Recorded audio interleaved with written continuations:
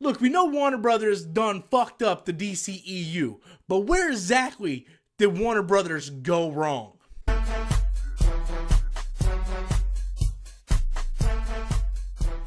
Hey everybody, I'm Robert Storms. Thank you all to all my new subscribers. Thank you guys for subscribing to the channel and supporting me. I appreciate each and every one of you guys. DCEU Warner Brothers. This is a huge discussion. It's been going on. I talk about it a lot on my channel. It's talked about on several outlets. The DCEU means a lot to a lot of people. I'm a big fan of DC characters. I used to dress like Superman and Batman as a kid. I'm fond of these characters and I want to see these movies succeed.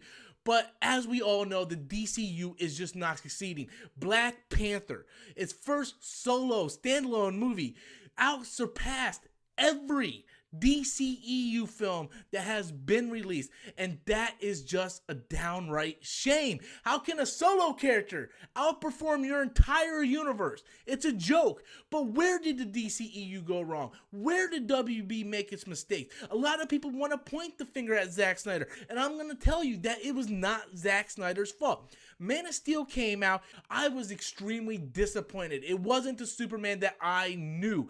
But over the years, watching the movie, I actually learned to really like it. The more I watch it, the more the movie grows on me and the more I like it. Hans Zimmer's score is fantastic. The cinematography, the look that Zack Snyder brings to that movie is fantastic. And then Batman v Superman was announced. We weren't going to get the Man of Steel 2. We got Batman v Superman instead. That right there was the beginning of the first mistake. To automatically just go into a versus movie. We got that with Captain America Civil War, but that was also in phase 3. And we also spent many movies building up to this conflict between Captain America and Iron Man. So it made sense to go that way. With this DCEU, it's the second film, and we already have Batman going against Superman, and then they're going to incorporate Wonder Woman and Aquaman and Flash and Doomsday. That was the beginning of the downfall, but it gets a lot worse because when the movie was released, the corporate heads over at Warner Brothers went into Zack Snyder's movie and made him take out several key elements of the movie, and it wasn't until the Blu-ray release where they added those scenes back. And if you actually watch the Batman v Superman Ultimate Cut, that movie is actually really good. Really good. Still a few bad elements like the Martha scene, but overall the movie works. Where if you see it, the original theatrical cut, and you saw it in theaters, no wonder the critics gave it such a bad review, because the movie just didn't work. It was like a jigsaw puzzle missing pieces and nothing worked. And that was the beginning. That was the exact moment where the DCEU fell apart, because from that moment on, Warner Brothers was nothing but reactionary. They didn't react to the fact that it was their fault by taking those pieces out. No, they've got more reactionary. So much so that they made David Ayer have a stupid time limit of putting out the Suicide Squad script in 6 weeks. He had 6 weeks to come up with the Suicide Squad script, and then as he was filming it, there were so many mandates by the studio that they had to sit there and add this element. They had to make it more fun, and they had to make it more like Guardians of the Galaxy. And then they had a trailer company come in and do the final cut of the film. So David Ayer wasn't even able to cut the film the way he wanted. Wonder Woman was actually a really solid movie because Warner Brothers had no insight on that movie. They thought, oh, Wonder Woman, that movie's not going to make no money. Who wants to go see a woman-led film? And they left Patty Jenkins alone for the most part. But the problem is when they did butt their nose in, they wanted to take out key scenes. The No Man's Land scene was very important. The most key important scene of that film, the WBCOs, the studio heads wanted to take that out. And good for Patty Jenkins saying, no, you're not taking this out. And what happened?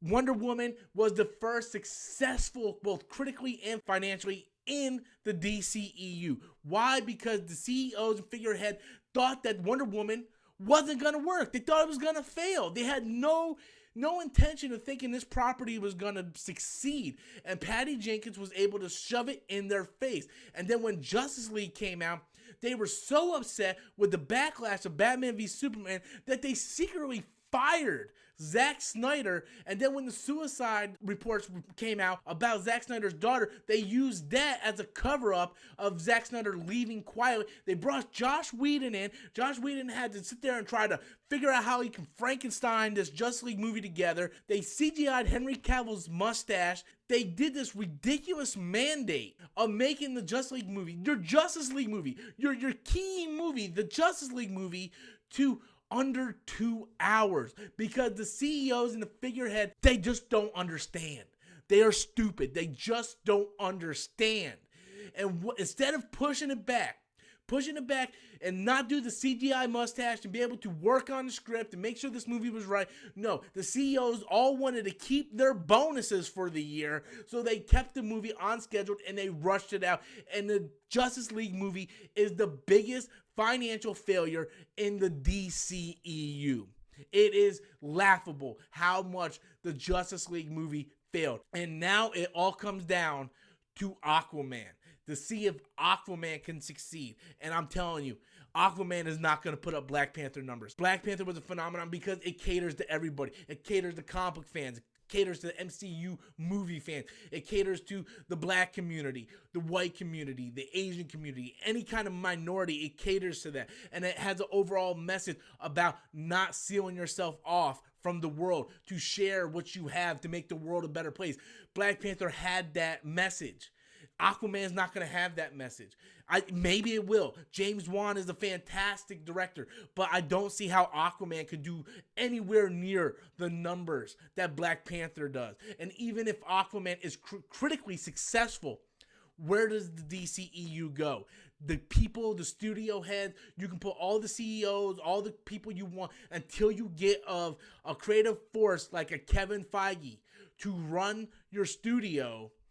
You're never going to be successful because you don't have a clue. You want to throw out 500 different Joker movies. You want to throw out a Batgirl movie, a Nightwing movie. How about you create a Batman movie, a Superman 2, a Wonder Woman 2?